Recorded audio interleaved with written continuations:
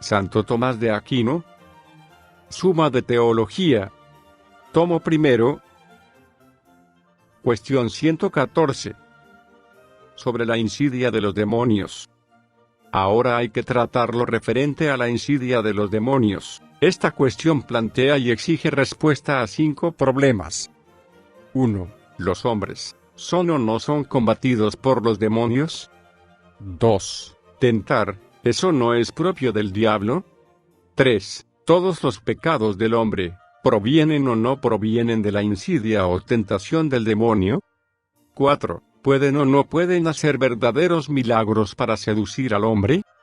5. ¿Los demonios que no consiguen vencer al hombre, insisten o no insisten en tentarles? Artículo 1. ¿Los hombres son o no son combatidos por los demonios? Objeciones por las que parece que los hombres no son combatidos por los demonios. Los ángeles son destinados a la guarda de los hombres por misión divina, pero los demonios no son enviados por Dios, porque la intención de ellos es perder las almas, y la de Dios es salvarlas. Por lo tanto, no hay demonios destinados a combatir a los hombres. Más aún, no es equitativa la lucha cuando en la batalla se expone el débil contra el fuerte o el incauto contra el astuto, pero los hombres son débiles e ignorantes, mientras que los demonios son fuertes y astutos. Por lo tanto, Dios, que es autor de toda justicia, no debe permitir que los hombres sean combatidos por los demonios. Todavía más, para el ejercicio de los hombres, es suficiente con los combates de la carne y del mundo, y la razón de permitir Dios que sus elegidos sean combatidos es para que se ejerciten. Por lo tanto, no parece necesario que sean combatidos por los demonios. En cambio está lo que el apóstol en Efesios 6:12 dice: no es nuestra lucha contra la carne y la sangre, sino contra los principados y potestades, contra los dominadores de este mundo tenebroso, contra los espíritus malos de los aires. Solución: hay que decir, en los combates de los demonios hay que tener presente el combate mismo y su ordenación. El combate procede de la malicia del demonio, que, por envidia, trata de impedir el provecho de los hombres, y, por soberbia, usurpa una semejanza del poder divino, sirviéndose de ministros determinados para combatir a los hombres, como los ángeles buenos están al servicio de Dios en determinados oficios, para la salvación de los hombres, pero el orden del mismo combate viene de Dios, que sabe usar ordenadamente los males encaminándolos al bien. En cambio, por lo que se refiere a los ángeles buenos, tanto la guarda como el orden de la misma se han de atribuir a Dios como a primer autor. Respuesta a las objeciones.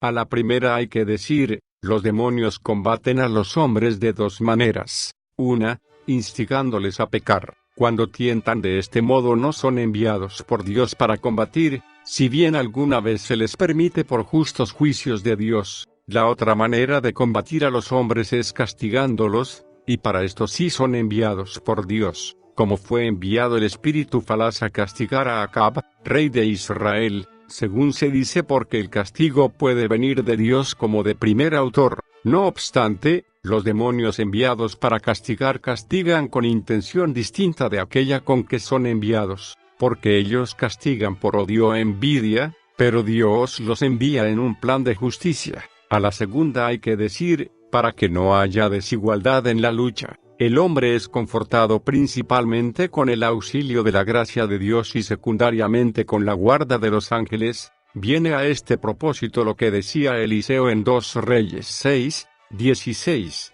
no temas, porque más son los que están con nosotros que los que están con ellos. A la tercera hay que decir, a la fragilidad humana le bastaría para ejercicio con los combates de la carne y del mundo.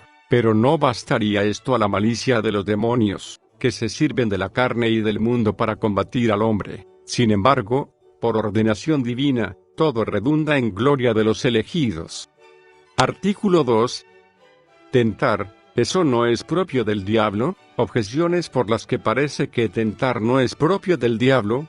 Se dice que tienta a Dios, según aquello del Génesis 2:1. Tentó Dios a Abraham. Tientan también la carne y el mundo, e incluso el hombre se dice que tienta a Dios y al hombre. Por lo tanto, no es exclusivo del demonio tentar. Más aún, tienta el que ignora, pero los demonios saben bien lo que pasa entre los hombres. Por lo tanto, los demonios no tientan. Todavía más, la tentación es camino al pecado, pero el pecado anida en la voluntad. Por lo tanto, no pudiendo los demonios cambiar la voluntad del hombre, como se desprende de lo dicho, parece que no les compete tentar. En cambio está lo que sobre las palabras de Pablo en 1 Tesalonicenses 3, 5. No fuera que el tentador os hubiera tentado, dice la glosa 1, esto es, el diablo, cuyo oficio es tentar. Solución, hay que decir, tentara es propiamente hacer examen de alguno a quien se le pone a prueba para descubrir algo acerca de él. El fin próximo,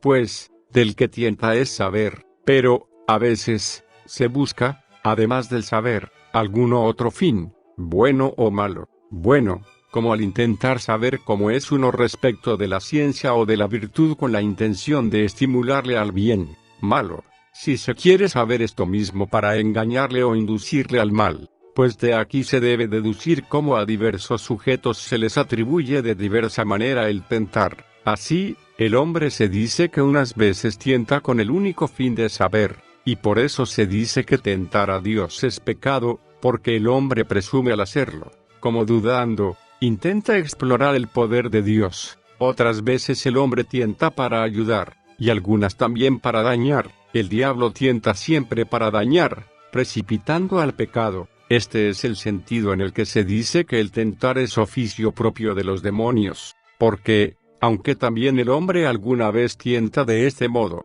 lo hace como ministro del demonio. En cambio, se dice que Dios tienta para saber, pero del modo en que se dice que viene Él a saber lo que hace que otros conozcan. Así se dice en el Deuteronomio 3, 3. El Señor Dios vuestro os tienta a fin de que se haga manifiesto si le amáis. La carne y el mundo se dice que tientan como instrumentos o materialmente, es decir, en cuanto puede conocerse cuál sea el hombre por el hecho de seguir o de resistir a las concupiscencias de la carne o por despreciar las cosas prósperas y adversas del mundo, de las cuales se sirve también el demonio para tentar. Respuesta a las objeciones. A la primera hay que decir, está incluida en lo dicho. A la segunda hay que decir, los demonios conocen las cosas que pasan exteriormente respecto de los hombres, pero solo Dios, que pesa las almas, Proverbios 6, 2, conoce la condición interior del hombre, según la cual unos son más dados a un vicio que a otro. Por eso tienta el diablo explorando la condición interior del hombre, a fin de instigar a cada uno en aquel vicio al que es más dado. A la tercera hay que decir, aunque el demonio no pueda alterar la voluntad humana, puede, sin embargo, como se dijo, alterar de algún modo las potencias inferiores del hombre, por medio de las cuales, aunque no se coacciona a la voluntad, sí se la puede inclinar. Artículo 3. ¿Todos los pecados provienen o no provienen de la tentación del diablo? Objeciones por las que parece que todos los pecados provienen de la tentación del diablo. Dice Dionisio, la muchedumbre de los demonios es causa de los males de ellos y de los demás. Y el Damasceno dice, toda malicia e inmundicia han sido pensadas por el diablo. Más aún, de todo pecador puede decirse lo que el Señor dijo de los judíos, vosotros tenéis por padre al diablo. Pero esto era en cuanto que pecaban por su gestión diabólica. Por lo tanto, todo pecado procede de la tentación del diablo. Todavía más, como los ángeles están destinados para custodiar a los hombres, así los demonios para combatirlos. Pero todo el bien que hacemos procede de la inspiración de los ángeles buenos, puesto que las cosas divinas llegan a nosotros por mediación de los ángeles. Por lo tanto, igualmente todo lo malo que hacernos proviene de la tentación del demonio. En cambio está lo que en el libro de Dogmas Eclesiásticas se dice, no todos nuestros pensamientos malos son excitados por el diablo, sino que algunas veces brotan de los impulsos de nuestro albedrío. Solución, hay que decir, de dos modos se puede ser causa de algo, directa o indirectamente. Indirectamente, del modo en que un agente se dice que es causa ocasional o indirecta del efecto para el que produce una disposición, como si se dijera que el que seca la leña es causa de su combustión. En este sentido sí se debe decir que el diablo es causa de todos nuestros pecados, por haber instigado al primer hombre a pecar, de cuyo pecado se siguió en todo el género humano cierta tendencia a todos los pecados. Y así deben entenderse las palabras del Damasceno y de Dionisio directamente. Se dice que la gente es causa de una cosa cuando obra intentándola directamente, y de este modo, el diablo no es causa de todos los pecados, porque no todos los pecados se cometen por instigación directa del diablo, sino que algunos provienen del libre albedrío y de la corrupción de la carne. Efectivamente, como dice Orígenes, aunque no existiese el diablo, los hombres tendrían el apetito de la gula y de la carne y otros semejantes, a los que acompaña gran desorden si no son frenados por la razón, particularmente después de la corrupción de nuestra naturaleza. Pero el frenar y ordenar tales apetitos es materia del libre albedrío. Así, pues, no es necesario que todos los pecados provengan de la instigación del demonio. Si algunos, no obstante, provienen de dicha instigación, para consumarlo se dejan los hombres seducir en tal acto por el mismo estímulo por el que se dejaron los primeros padres, como dice Isidoro. Respuesta a las objeciones. A la primera hay que decir, está incluida en lo dicho. A la segunda hay que decir, en los pecados cometidos sin instigación del diablo, los hombres se hacen por ellos hijos del diablo, en cuanto le imitan a él, que pecó el primero. A la tercera hay que decir, para pecar se basta el hombre a sí mismo, pero no puede hacer méritos sin el auxilio divino, que se le da por medio el ministerio de los ángeles. Por lo tanto, los ángeles cooperan a todas nuestras buenas obras, pero no todos nuestros pecados proceden de la sugestión demoníaca. No hay, sin embargo, género alguno de pecado en que no pueda pecarse alguna vez por incitación de los demonios. Artículo 4. Los demonios ¿pueden o no pueden seducir a los hombres por medio de verdaderos milagros? Objeciones por las que parece que los demonios no pueden seducir a los hombres con verdaderos milagros. El poder de los demonios se manifestará singularmente en las obras del Anticristo. Pero, como dice el apóstol en 2 Tes 2, 9, la venida del inicuo irá acompañada del poder de Satanás, de todo género de engaños, milagros, señales y prodigios. Con mayor razón debe, pues, suponerse que no serán sino engañosos los prodigios obrados por los demonios en cualquier otro tiempo. Más aún, todo verdadero milagro lleva consigo algún cambio en los cuerpos, pero los demonios no pueden cambiar la naturaleza de los cuerpos, pues dice Agustín en 18º de la Ciudad de Dios, nunca he creído que por arte o poder del demonio pueda el cuerpo humano convertirse de algún modo en miembros de bestias. Por lo tanto, los demonios no pueden hacer milagros verdaderos. Todavía más, el argumento que prueba igualmente cosas opuestas no tiene ningún valor. Luego, si los demonios pueden hacer verdaderos milagros para persuadir la falsedad, tales hechos no tendrán ninguna eficacia para confirmar las verdades de la fe. Esto es inadmisible, porque está escrito en Marcos 6, 20, cooperando con ellos el Señor y confirmando su palabra con signos. En cambio está lo que dice Agustín en el libro Octoginta Triunqua Est, por artes mágicas se hacen a veces milagros semejantes a los que son hechos por los siervos de Dios. Solución. Hay que decir, como puede deducirse de lo dicho anteriormente, tomado el milagro en sentido estricto, no pueden hacerlos los demonios ni criatura alguna, sino solo Dios. Porque milagro propiamente es lo que se hace sobrepasando el orden de toda la naturaleza creada, y todo poder creado está contenido bajo este orden. A veces, sin embargo, se entiende también por milagro, en sentido lato, aquello que sobrepasa el poder y la previsión de los hombres, y en tal sentido pueden los demonios hacer milagros, es decir, cosas que admiran los hombres porque rebasan su propio poder y conocimiento. Incluso un hombre, al hacer algo que sobrepasa el poder y conocimientos de otros, le causa admiración, hasta el punto de hacerle creer que lo hace milagrosamente. Hay que tener presente que, aunque tales obras de los demonios, que a nosotros nos parecen milagros, no llegan a la categoría de verdaderos milagros, son, no obstante, algunas veces cosas verdaderas y reales. Así, por ejemplo, los magos de Faraón hicieron por virtud de los demonios verdaderas serpientes y ranas, y cuando cayó fuego del cielo y en un abrir y cerrar de ojos consumió la familia y los ganados de Job, y la tempestad destruyó su casa y mató a sus hijos, cosas que fueron hechos de Satanás, no fantasmas, como dice Agustín en 20 de la Ciudad de Dios. Respuesta a las objeciones.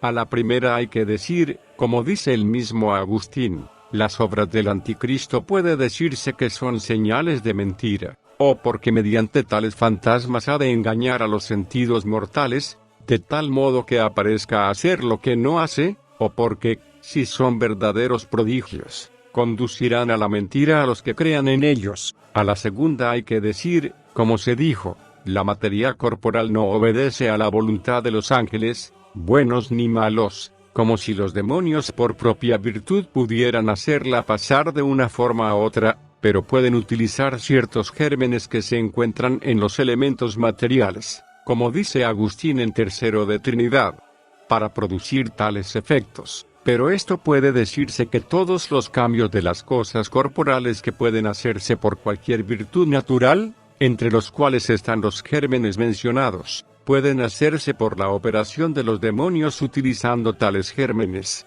Ejemplo, al convertirse ciertas cosas en serpientes o ranas, las cuales pueden engendrarse en la putrefacción, pero los cambios de las cosas materiales que no pueden realizarse por virtud de la naturaleza, de ningún modo pueden hacerse en realidad por la acción de los demonios, como que el cuerpo humano se convierta en cuerpo de bestia o que un cuerpo muerto resucite, y si alguna vez parece hacerse esto por virtud de los demonios, no es así en realidad, sino solo en apariencia. Este fenómeno puede suceder de dos modos. Puede tener su origen dentro del hombre, en cuanto que el demonio es capaz de alterar la imaginación humana e incluso los sentidos hasta el punto de que les haga percibir algo como real, sin ser tal, según ya se ha dicho, lo cual se dice que incluso puede suceder algunas veces por la virtud de ciertas cosas naturales. Puede también tener un origen exterior al hombre, pues, pudiendo el demonio formar con el aire un cuerpo de cualquier forma y figura para aparecer visiblemente disfrazándose,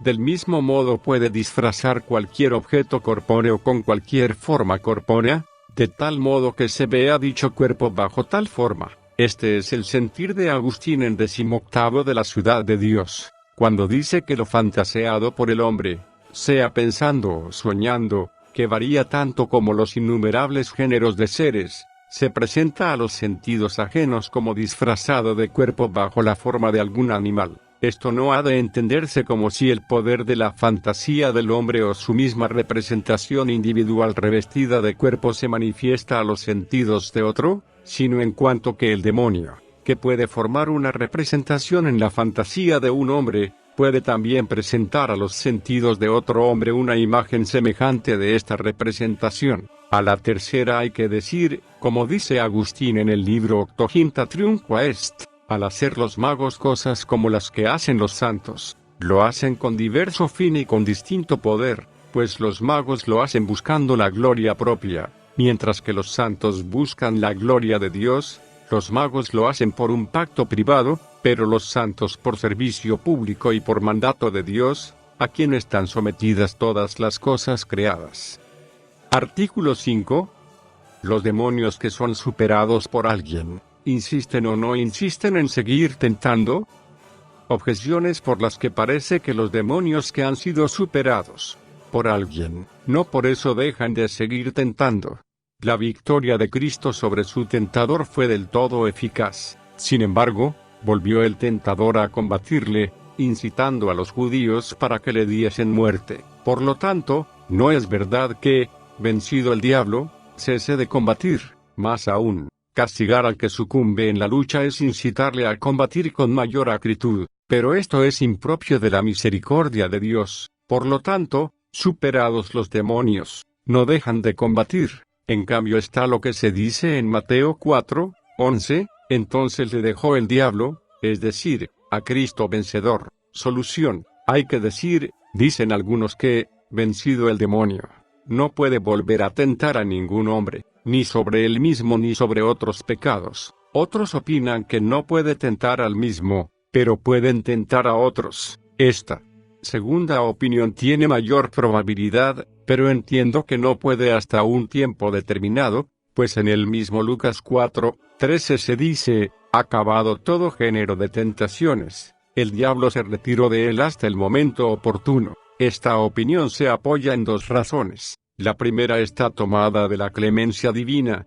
porque, como dice el Crisóstomo, el diablo no tienta a los hombres por el tiempo que quiere, sino por el que Dios le permite, porque, si bien le permite tentar por algún tiempo, le deja, no obstante, en atención a la naturaleza enferma. La otra razón se toma de la astucia del diablo, pues dice Ambrosio, que el diablo rehúsa insistir ante el peligro de ser nuevamente derrotado. Sin embargo, que vuelva a veces el diablo sobre aquel a quien abandonó, claramente se deduce de las palabras de Mateo 2:44, me volveré a mi casa de donde salí.